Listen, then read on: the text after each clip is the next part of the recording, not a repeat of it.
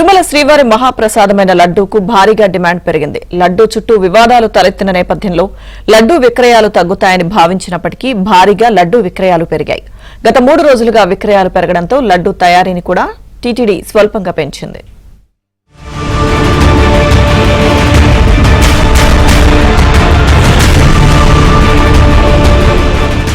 సప్తగిరులపై స్వయంభూగా వెలిసిన శ్రీనివాసుడు సర్వాంతర్యామి. ఇక శ్రీవారి భక్తులు లడ్డూ ప్రసాదాన్ని స్వామివారి అనుగ్రహంతో లభించిన పవిత్ర ప్రసాదంగా భావిస్తారు.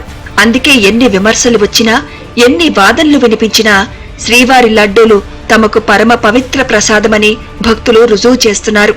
అందుకే కల్తీ నెయ్యి వివాదం లడ్డూ విక్రయాలపై ప్రభావం చూపలేదు.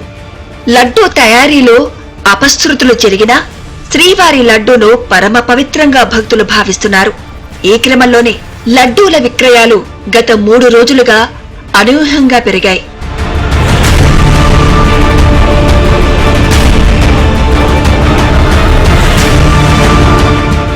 ఈ నెల 18వ తేదీన కూటమి పార్టీ సమావేశంలో తిరుమల లడ్డూల్లో కల్తీ జరిగిందన్న ఏపీ సీఎం చంద్రబాబు వ్యాఖ్యలతో తీవ్ర దుమారం రేగింది.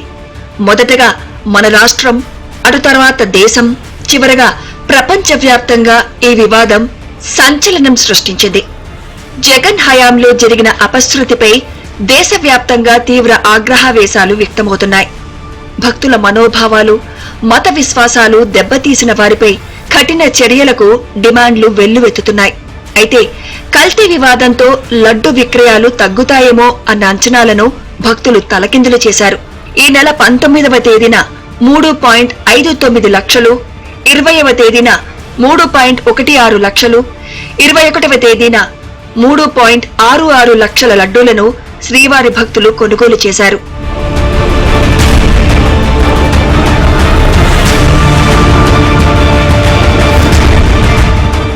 లడ్డూ తయారీలో కలుషితమైన నెయ్యిని వాడారన్న వాదనలు వినిపిస్తున్నప్పటికీ శ్రీవారి భక్తులు లడ్డూలను అత్యంత పవిత్రమైన ప్రసాదంగా భావిస్తున్నారు.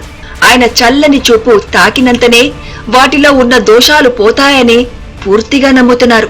అందుకే ఇలాంటి పరిస్థితుల్లో కూడా లడ్డూ ప్రసాదం విక్రయాలు పెరిగినట్లు స్పష్టమవుతోందన్న అభిప్రాయాలు వ్యక్తమవుతున్నాయి. మరోవైపు కూటమి ప్రభుత్వం అధికారంలోకి వచ్చాక లడ్డూ క్వాలిటీ పెంచామని, మంచి నెయ్యి వాడుతున్నామని సీఎం చంద్రబాబు ప్రకటించడం కూడా భక్తుల్లో ఉన్న అపోహలు తొలగిపోవడానికి కారణమైంది. ఇక 3 రోజులుగా లడ్డూకు పెరుగుతున్న డిమాండ్ కు అనుగుణంగా టీటీడీ కూడా లడ్డూ తయారీని పెంచింది. నిత్యం 20,000 లడ్డూలను అదనంగా తయారు చేస్తూ కొంతవరకు డిమాండ్ ను తగ్గించడానికి ప్రయత్నిస్తోంది.